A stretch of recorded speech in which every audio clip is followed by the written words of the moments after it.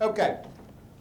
We'd like you to spend a minute with this little bit of an exercise. Once again, we're not going to take the time to discuss it with the people around us, but rather just treat it straight out. So think back over your life and career to who's played a profound role in shaping who you are and helping you develop into the person you wanted to be. Think of a specific story that captures or encapsulates his or her impact, and how did that make you feel? Spend a couple moments on it.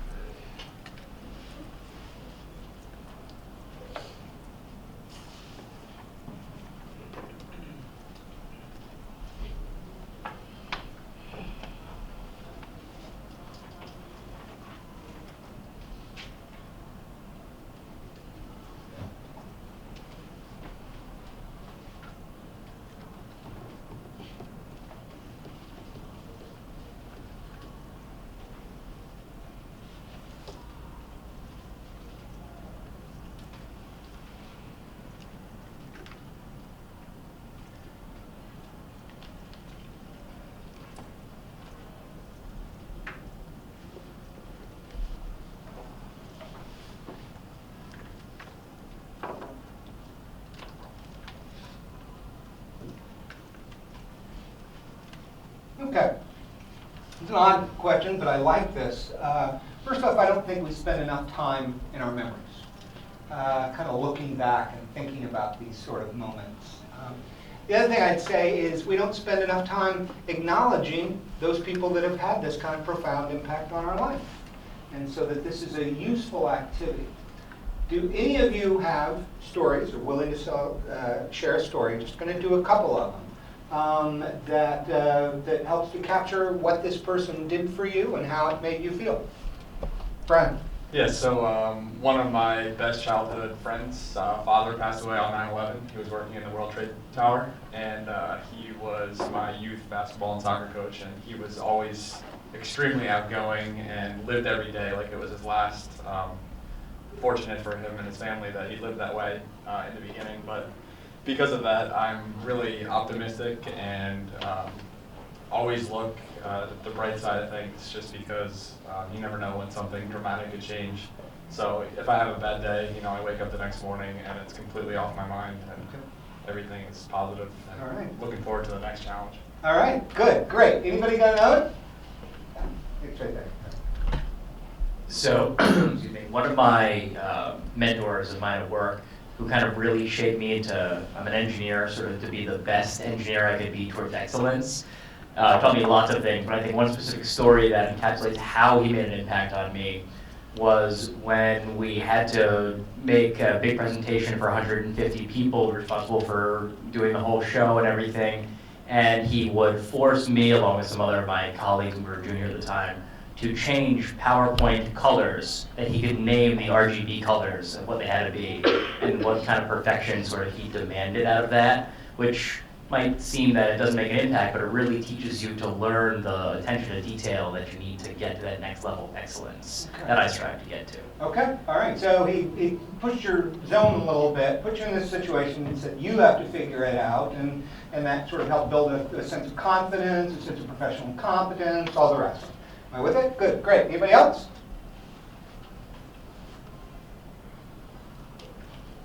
Okay, Dan? So this was my boss in my last job. We would have to write these one-page policy proposals to him, and he would set these deadlines, and I'd always meet the deadline or something like that, and he would brought me into the office one time and he said, Dan, this is fine, but you're working to a deadline, not working to quality. And that kind of like transformed the way that I approached work? Do I care so much about the external interpretation of this that my boss is happy because it's by the deadline and if it's of sufficient quality, or is it something that I'm proud of that it's working to a higher magnitude, higher order of quality? All right, good. Points that out in you that that was your tendency, but it's not helping you. It's not bringing out your best. You ought to have a different goal in mind here. And once again, help you to get that goal in mind and improve the quality of your work. Okay, one more. Justin, can we move to...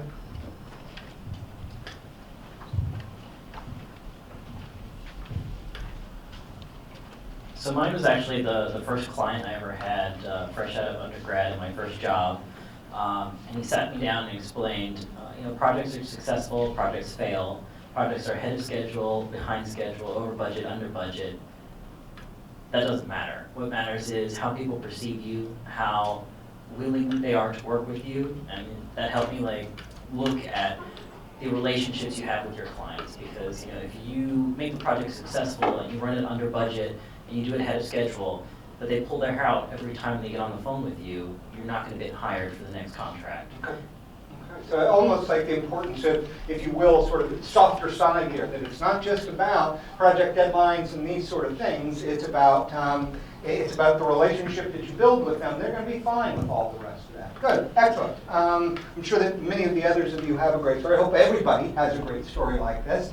I'm going to tell you one that we had a program here for a while called the STAR EMBA, and it was for professional football players. And so I did this exercise with them, and I had this one guy raised his hand to tell a story, and he said, well, I was in football camp, I was about 15 years old, and I was just getting beat up, and I decided that I wanted to come home. And so I called my mom and said, Mom, I want to come home. And she said to me, you can leave football camp, but you can't come home because I didn't raise no bitches.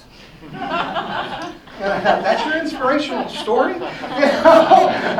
But he went on to become a 3-time All-Star. Okay, Pro Bowler rather. So it was what he needed to kind of fix his own resolve in his life. So I hope that all of you have a story like this. And what I most hope for you is that somebody someday, when asked this question, will tell a story about you. That's going to be one of your final legacies. Your final marks as a leader is if somebody, when asked that question, says, let me tell you what Hillary did for me. Okay? She pulled me aside, she explained it this way, whatever it happens to be. You'll know you're a leader when people can tell that story about you. And it really leads me to this point, that what we remember about this story, about these people, about their impact on us, is how it made us feel. It's how it made us feel. That's what we remember, the specifics of it, or that it helped us master an equation. That's incidental in this process. It's how being able to master that equation made you feel competent, made you feel important, made you feel that you could manage discretion. And whatever it happened to be, what we remember is our feeling. And in this way, leadership is an emotional relationship. So we need to talk a little bit about emotion. Yes, this is your brain. Yes, this is your brain on my PowerPoint. Remember the old commercials about this is your brain, this is your brain on drugs. But anyway, okay, we need a little bit of some basic neurology here for me to explain this there. The brain is typically conceived to be divided, or is divided into 3 primary areas. Okay? It's oftentimes called the tripartite brain.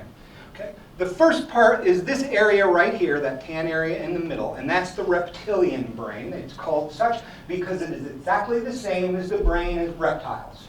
Okay? This modulates low-level functioning, important, but low-level, like eye blinks, perspiration, galvanic skin response, heart, breath intake, stuff like that. Very basic, but very important. We're not particularly interested in that area. Okay? The second area of the brain is this purple area around here, and that's called the mammalian brain.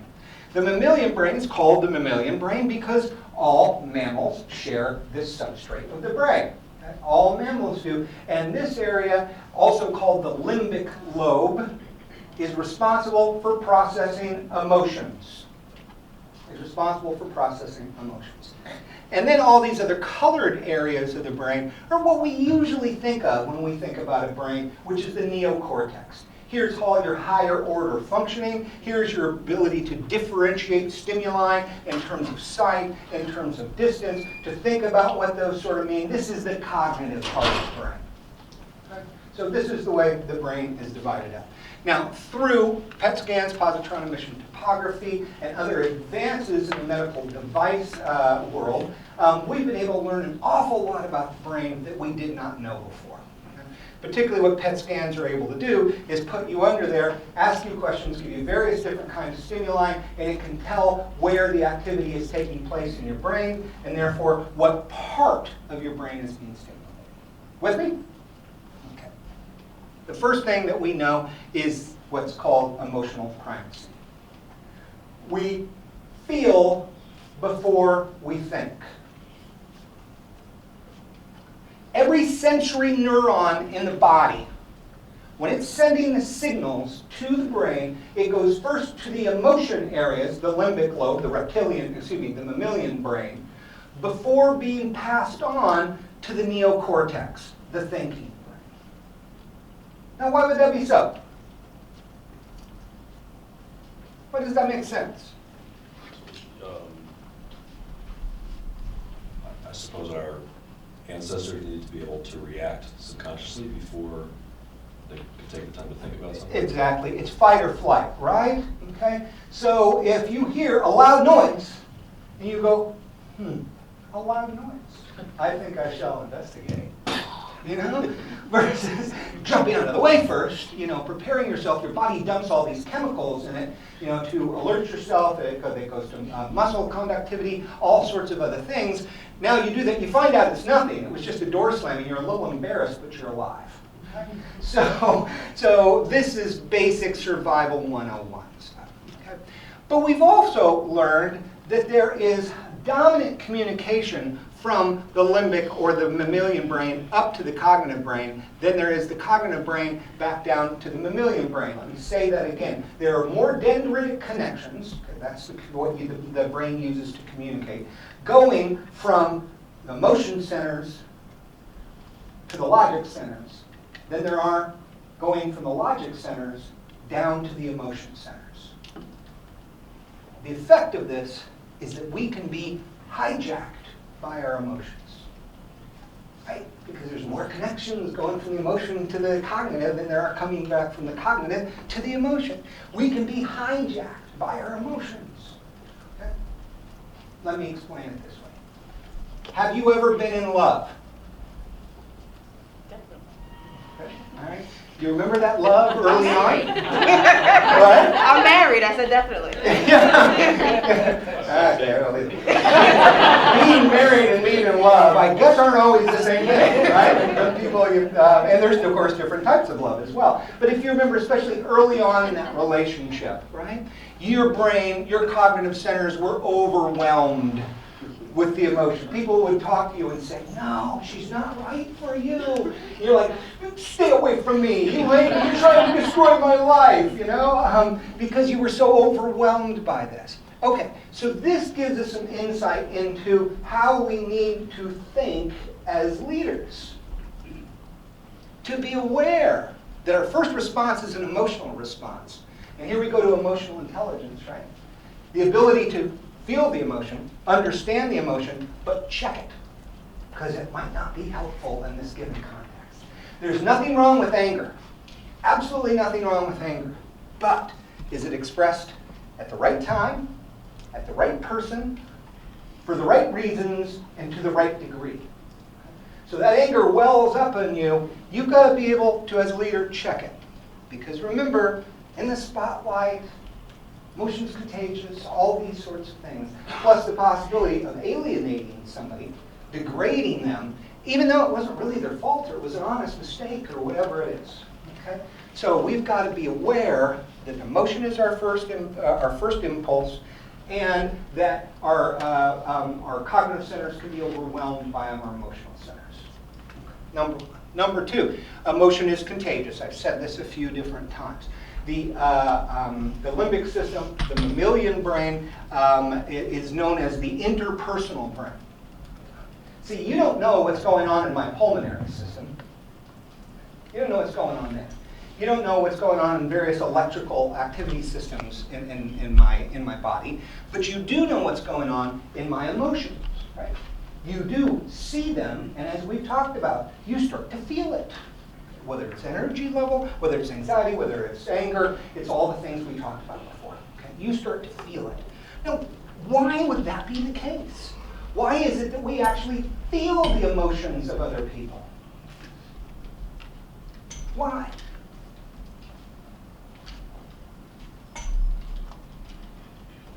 Slight variation of what you said before, Tim. It's still a survival value thing, because human beings are not misanthropes. We need one another to survive. And the better able we are to understand the emotions, the better able we are to unify, to work in concert, to sympathize, which helps us work better as a collective. So, yeah, have a microphone over here.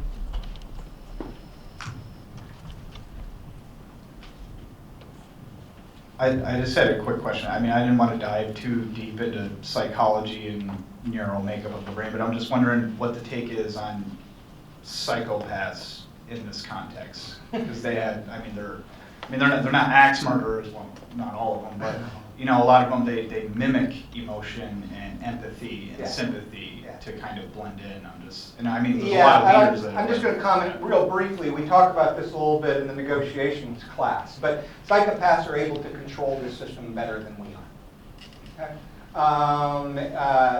They just have almost a remarkable ability to modulate their neurofeedback and expression. And that's one of the things that makes them really dangerous. Because a psychopath can look you in the eye and lie to you, where that's hard for any of the rest of us normal people to do. Okay? Because neurologically, by the way, our eyes move up and to the left when we're lying to somebody, because they're accessing the creative centers of the brain. So they got to move up there. Okay? The psychopath, those eyes don't move. Okay? So in other words, they've learned how to control all this stuff. But we could go deeper into that. But psychopathy is not our point here. Okay. So positive emotions. Here's a good one. People who are in a good mood, a positive emotional state, have better memory. They have better recall. They're better able to detect patterns of covariation in data plots. When faced with a problem or presented with a problem, they come up with a larger number of solutions, more creative solutions, and more effective solutions, simply by being in a good mood. It turns out that a positive mood is an intellectual lubricant. It helps us think more swiftly, more carefully, and more efficiently, all at the same time. All at the same time. Okay. There's one great study that was done where this one professor, she taught 2 sections of a class, taught them identically. They came to the exam time. She went to one group and she gave them candy bars before the exam.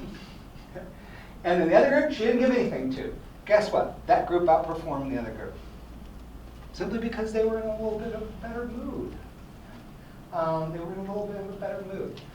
So, I mean, think about this. When you're in a bad mood, are you thinking straight? No.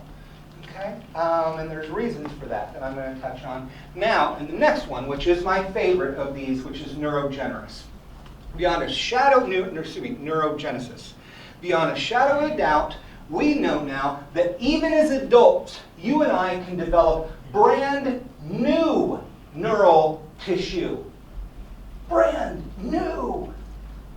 Now this is really good news for any of us that had too much fun in college.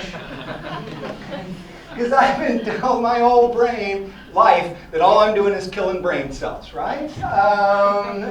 There's this great Simpsons episode where Homer actually has to problem solve to save Marge. Mars, to save Mars. And so that little, kind of cloud appears above his head, and his brain is in it, and he looks up and he goes, look, brain, I don't like you, and you don't like me, but let's just save Marge, and I'll go back to killing you slowly with you. But it turns out it's not true. We can develop new neural tissue. As a matter of fact, when we learn something new, there's actually a dendritic connection that is formed in the substrates of the brain that represent that learning. However, this is prevented to the extent that a chemical called cortisol is present in your system. And cortisol is the chemical that your body dumps when you're under stress. And it takes cortisol 4 to 6 hours to flush from the system. This is really big. Now, this might help us understand why it is that smart people continue to do the same thing and expect different results is because they didn't learn it. Because their body is so flush with cortisol that they're really and literally incapable of learning new things. And so they repeat the old behavior again and again and again. Yeah? Microphone. Aren't there people for whom stress opens up their awareness and makes them perform better? Okay, that's a very good question.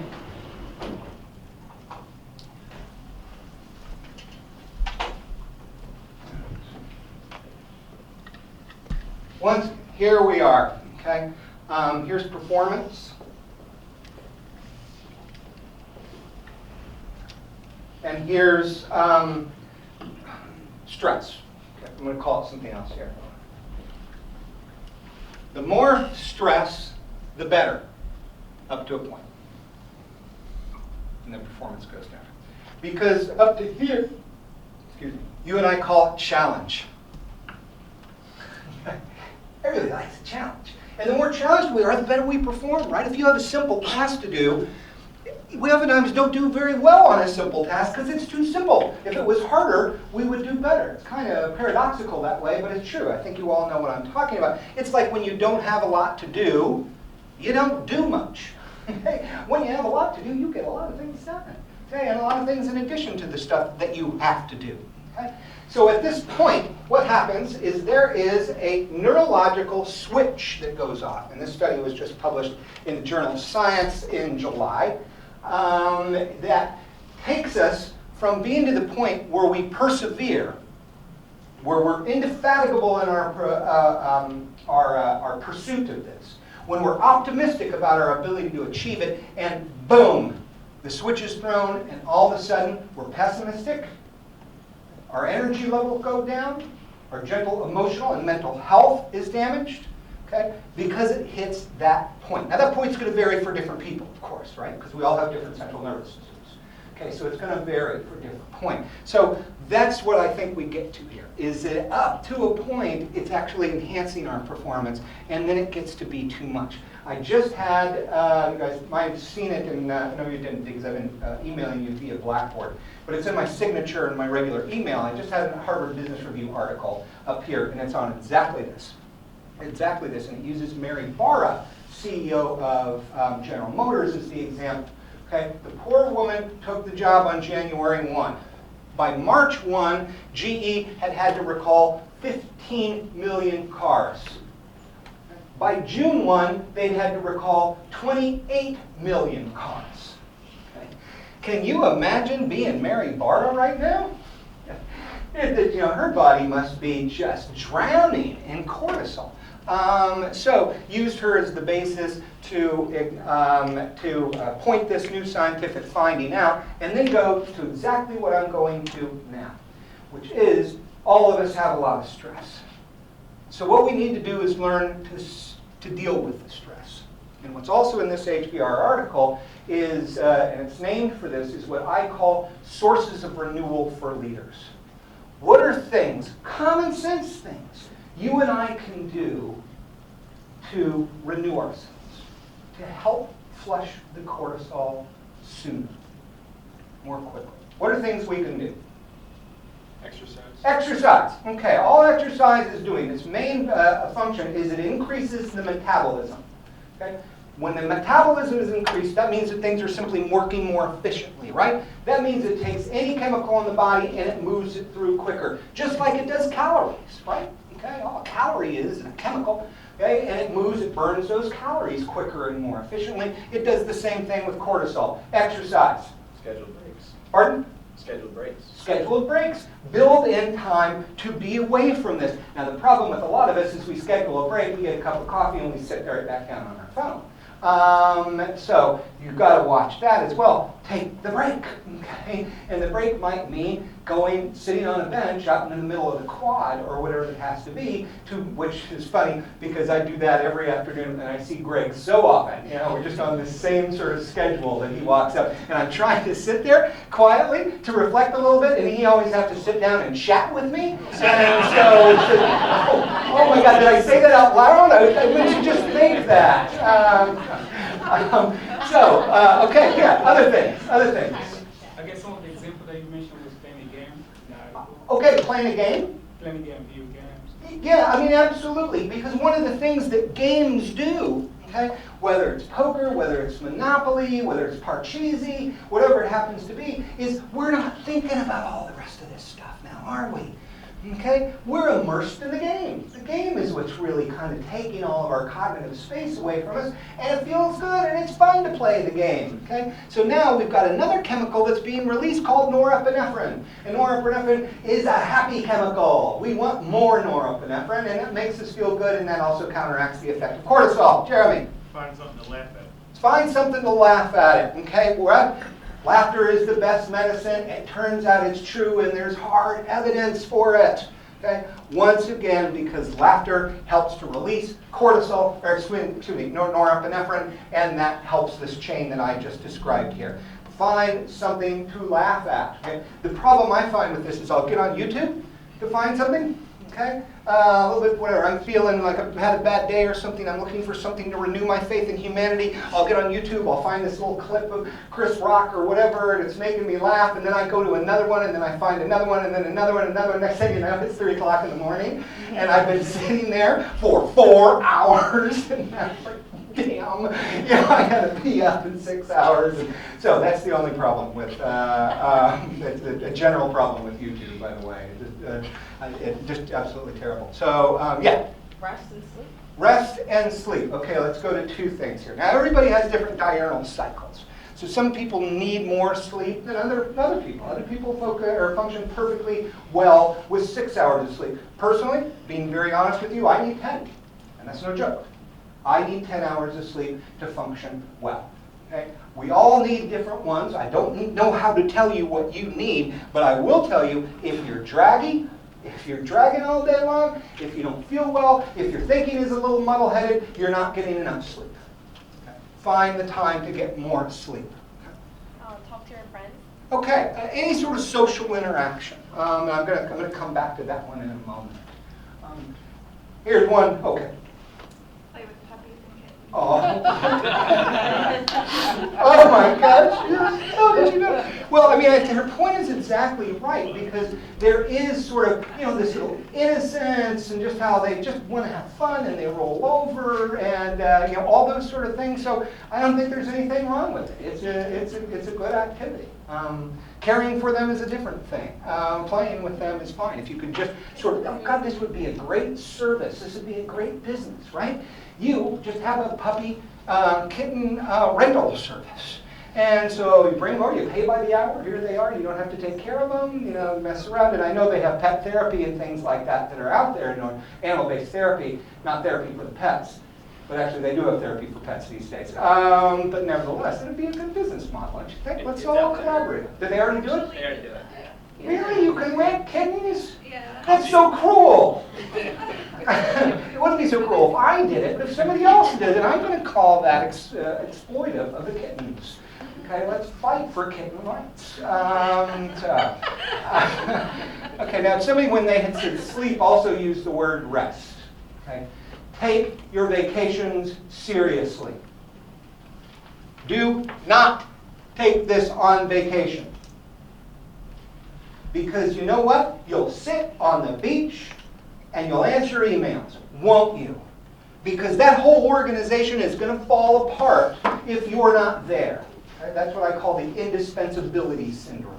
It's that we think we're so important, okay, that we have to constantly stay in touch. And we do this for psychological reasons because we want to think we're important, right? And then everything's going to go bad if we're not there. It's not true, by the way.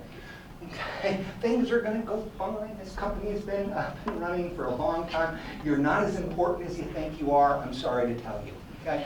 But take your vacation seriously. And by the way, when you're in a position of being a boss or a leader, make sure your employees do the same thing.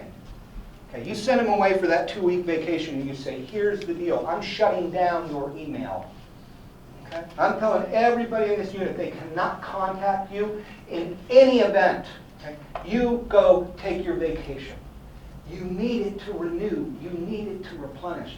Take it seriously and make those people around you take it seriously as well.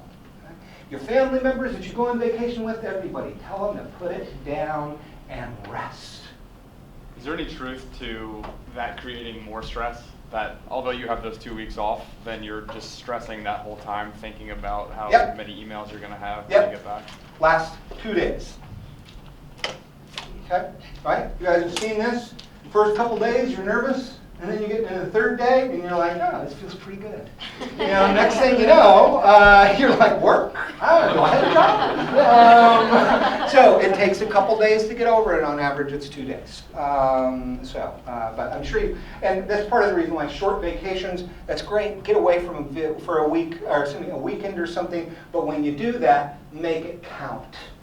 Okay, be very clear with yourself about what you're doing and make an effort to sort of get that out of your head before you go. You've got 2 days to renew now. See if you can accelerate that cycle. Okay. So, good. Anything else? Throw a few out here. Prayer, meditation. That's really interesting research coming out on transcendental meditation this day, which I don't think, frankly, is fundamentally different than prayer. Hobbies. Okay. Cooking, stamp collecting, model building. The great thing about hobbies is that it kind of whisks you away, right? You're in the middle of this thing. I don't know about any of you, but I cook. That's one of my hobbies. And when I'm in the kitchen, man, you know, I'm in the kitchen. I got a little dead can dance going on in the background, glass of wine in my hand. Wow, I can cook for like several hours, and it feels like it was just a few minutes. Okay, because I'm just so into it, and I'm thinking the thing through, and I don't use recipes, so I'm creating at the same time, and so it's just really a wonderful experience. And by the way, watching football is not a hobby. It has to be something active. It has to be something active for it to have the effect. Either activating your mind, crossword puzzles, things like that, okay, or being physically active in some way. Okay, so challenge is moving you. Yeah. What about a sport that you play that you're not good at? Like I've heard this anecdote about people who go say golf is my hobby, but they get so angry on the golf course Right. because they're so not good at it. Right. Like myself. Yeah. Does Yeah. that count as a stress for the Okay, back to Winston Churchill. This is what he said about golf. Golf is an ineffectual attempt to direct an uncontrollable sphere into an inaccessible hole with tools ill-adapted to serve the purpose. Okay? So, and he also said about golf, it's a good walk sport. Okay? So, I think that there are kind of sports that you can engage in. You know, you're out playing basketball, you're shooting some hoop with some people, you're getting physical exercise there. You know this person's better than you, but you're not a bad basketball player. I think that you're describing a situation where actually that could be deleterious. Okay? And that's why so many men fall dead on the golf course. I don't know that's for sure, but it's certainly not an uncommon thing, right? To read an obituary about how this guy died doing what he most loved on the 13th hole. Well, maybe that's what killed him. I don't know. Just maybe. Okay. Another part of this, and this is all part of the study that I've been doing, is part of it, which is in the article I mentioned, is that we all need another place, a third place. Okay, this is actually based on some urban design research. As a matter of fact, Washington was recently named the #1 urban walkable city in the country. And part of this idea is creating public spaces where you could get away from things, right? It felt sort of like a different world, parks and things like that. And they use the term the third place. And we've all got three places. We've got home, which is work. We've got work, which is work. Okay? But we all need a third place. Someplace we go where none of this is bothering us anymore. Okay?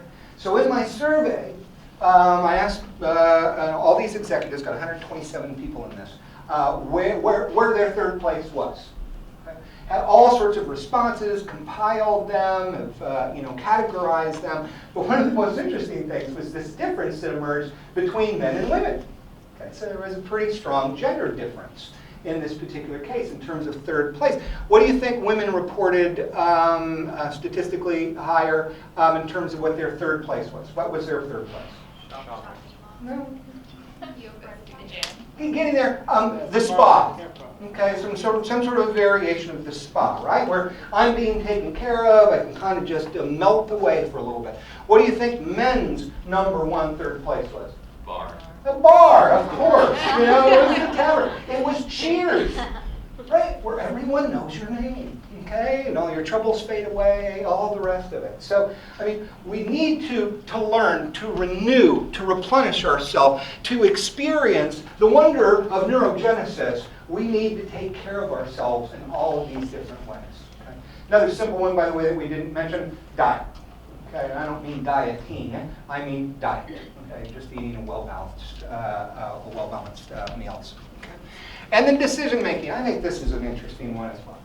If there's damage to the left prefrontal cortex of the brain, which is this area right up here. This is usually because of some sort of scullular insult. For example, you get hit from behind and you bang your head on the steering wheel or something like that.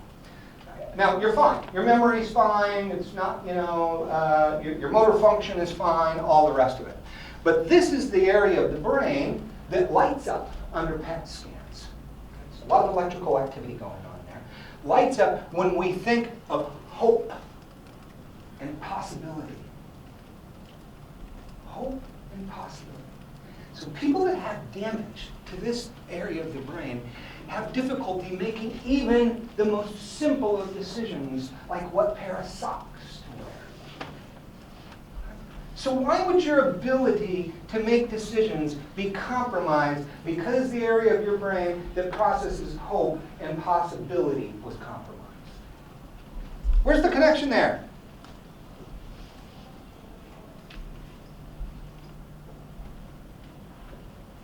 Because in the end, all decisions are matters of hope.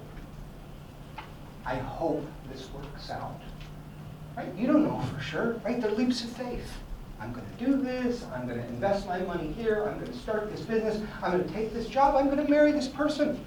Okay? All of those decisions are hope. And all of our decisions are hope. We don't know what's going to happen. Okay? So we have to have hope present in our brain to make decisions, to move forward with life, to recognize the possibilities that are there. And this is part and parcel of leadership, right? Okay? I need to be able to hope that this is going to work out, that there's a possibility for this, and I need to encourage it and the people around me as well. That there's hope, that there's a possibility that is exciting out there.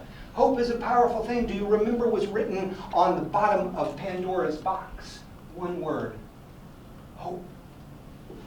So with all of the disease that it introduced into the world, with all of the sufferings, at the bottom of the box is the word hope. Okay? So it's one of the most important things that we have, and if it's damaged, it prevents our ability to make decisions, and if you're a leader and you can't make decisions because you don't hope that it can happen, you don't believe in the possibility, you're not going to be particularly inspiring. So, once again, let's go to the 2x2 deal. Okay?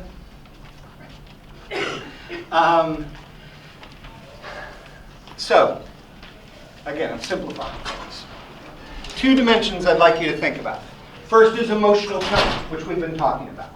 Okay? Setting a positive or a negative emotional tone, and I know that this is obviously a continuum, that it's not taxometric, but we're treating it this way for expository purposes. Okay? And then on the left-hand side, synchrony. Okay? And all I mean by synchrony is that I understand you. I'm in sync with you. I get what's important to you. I'm one of you. Okay? As a leader, I'm one of you. I'm not just for you, I'm not just of you, I am one of you. Okay? So that's being in sync with the people around you. Now, if you set a positive emotional tone, job one of a leader for all the reasons we talked about. Okay?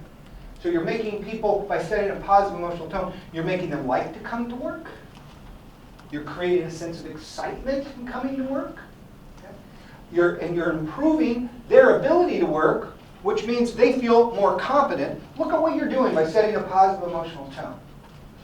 Enormous. And if you're in sync with those people, you get them. You understand the struggles. You sat in that chair. You understand what they see, and you're sympathetic to it. And you'll take energy, and you'll use resources to back them up and support them. You have the potential to be a resonant leader. So if you do those two things, you have the possibility to be a resonant leader. And you think about the word resonant, right? To resonate with, meaning sort of a similar frequency. So I'm helping you by creating this positive tone, work better, feel better, be more excited, and I get it from your perspective. This is a lot of what we've been talking about in leadership and about what leadership is. Give me a minute, Jeremy, to work through a few things. Okay. And here is negative emotional tone, but you're in sync. But you're in sync, so you get these people, you get where they're coming from, you understand their struggles, but you're setting a negative emotional tone, you're a demagogue. Give me an example.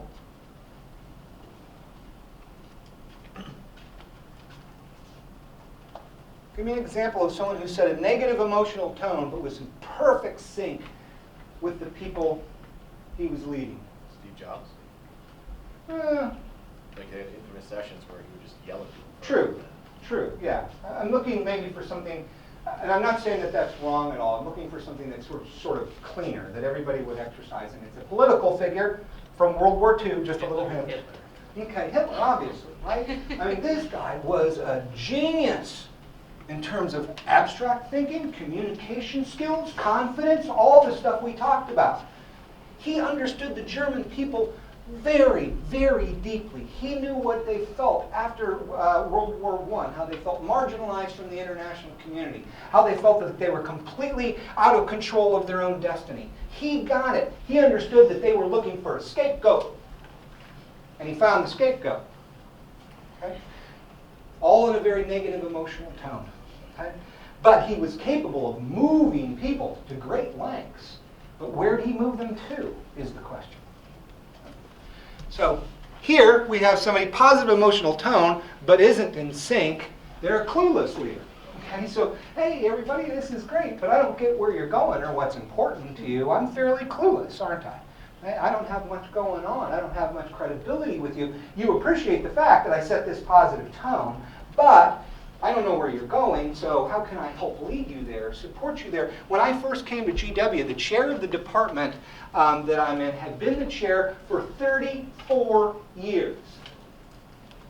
He had completely lost sight of what it was to be an academic because that world has changed. It's changed a lot. Okay? Back when he started, it was a bucolic occupation, where you taught your classes and they sat around and talked big ideas and things like that, and that was it. Okay? Today, it's publish or perish. Okay? Most young professors work 60, 70 hours a week because you have to. The rejection rates in the good journals are around 95%. Okay? So there's a 5% chance your paper is going to make it. So, and you need 6 of those babies to even be considered for tenure. Okay? So the world has changed. He didn't get it. He didn't get it.